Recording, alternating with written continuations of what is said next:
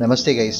Here's another beautiful waterfall that I recently visited, Darapalli Waterfalls, and this is just 150 kilometers from Visakhapatnam.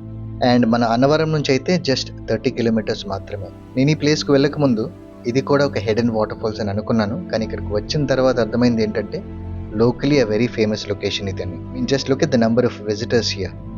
Google Maps directions are perfect. You can simply follow directions on maps to reach the exact location of this falls.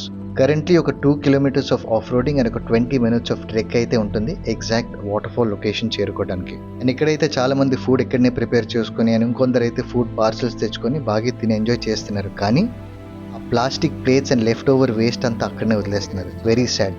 This is just exploiting nature in the name of exploring. Picnic అన్న పేరుతో మొత్తం area అంతా plastic చెత్త waste అంతా వేసేస్తున్నారు.